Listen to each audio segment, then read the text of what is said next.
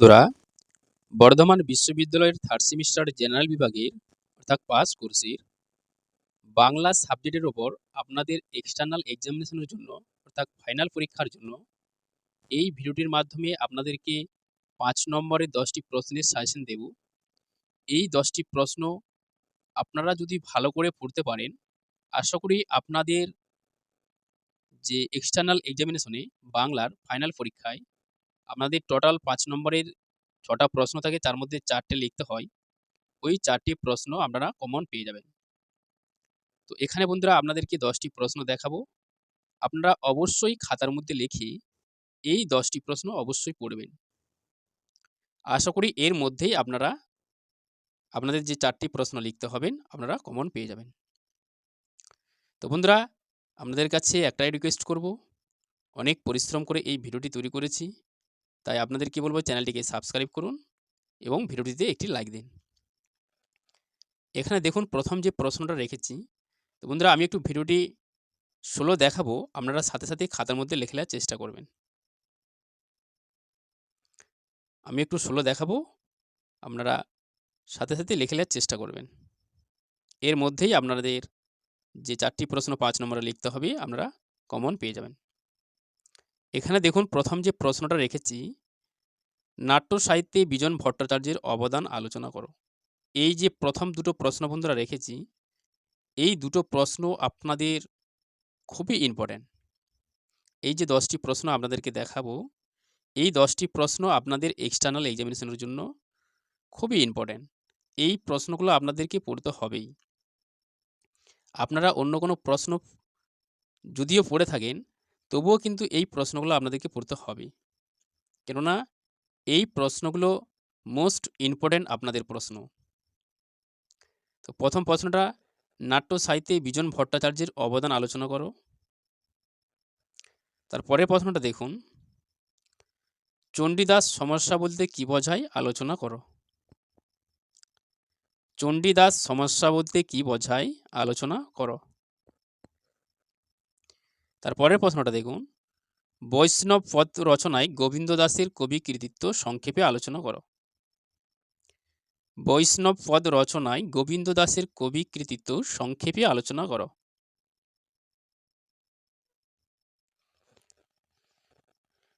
কবি কৃত্তিবাস রচিত রামায়ণ গ্রন্থটির প্রকৃত নাম কি? কাব্যটির জনপ্রিয়তার কারণ লেখো। তো বন্ধুরা, আমি একটু ভিডিওটি স্লো দেখাচ্ছি, আপনারা সাথে সাথে লেখার চেষ্টা করবেন। কবি কৃত্তিবাস রচিত রামায়ণ গ্রন্থটির প্রকৃত নাম কি? কাব্যটির জনপ্রিয়তার কারণ লেখো। তো বন্ধুরা, আপনাদের এক্সটার্নাল এক্সামিনেশনের জন্য ফাইনাল পরীক্ষার জন্য ফর্ম ফিল আপ হয়ে গেছে। তাই এবার আপনাদেরকে বলবো, এবার পড়ুন। আপনাদের এক্সটার্নাল এক্সামিনেশনকে ফাইনাল পরীক্ষাকে আর বেশি দিন নেই। কবি কৃত্তিবাস রচিত রামায়ণ গ্রন্থটির প্রকৃত নাম কি? কাব্যটির জনপ্রিয়তার কারণ লেখো। সামাজিক উপন্যাস রচনায় বঙ্কিমচন্দ্রের প্রতিভার পরিচয় দাও। সামাজিক উপন্যাস রচনায় বঙ্কিমচন্দ্রের প্রতিভার পরিচয় দাও।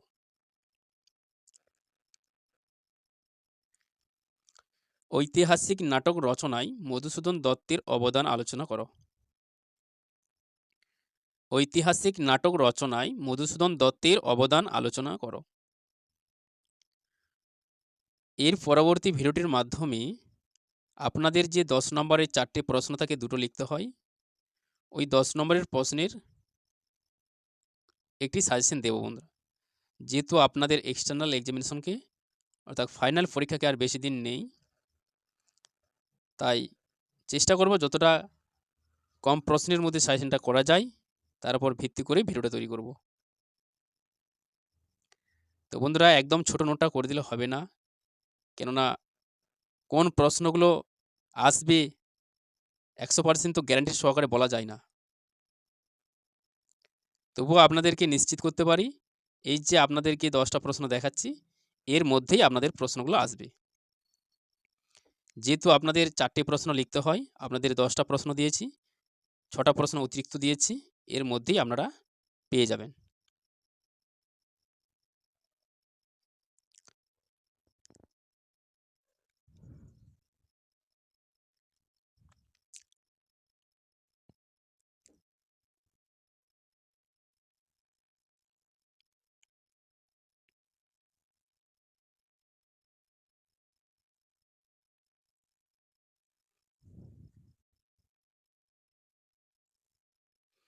বাংলার প্রবন্ধ সাহিত্যে রামেন্দ্র সুন্দর ত্রিবেদীর গুরুত্ব আলোচনা করো।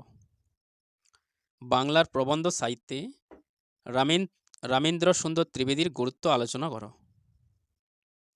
বাংলা কবিতার ক্ষেত্রে সুনীল গঙ্গোপাধ্যায়ের অবদান আলোচনা করো। বাংলা কবিতার ক্ষেত্রে সুনীল গঙ্গোপাধ্যায়ের অবদান আলোচনা করো। চণ্ডীমঙ্গল কাব্যের কবি হিসেবে কবি কঙ্কন মুকুন্দ চক্রবর্তীর সাহিত্য প্রতিভার সংক্ষিপ্ত মূল্যায়ন করো। চণ্ডীমঙ্গল কাব্যের কবি হিসেবে কবি কঙ্কন মুকুন্দ চক্রবর্তীর সাহিত্য প্রতিভার সংক্ষিপ্ত মূল্যায়ন করো। রবীন্দ্রনাথের প্রথম পর্বের ছোট গল্পগুলির বিষয় বৈচিত্র্যের পরিচয় দাও।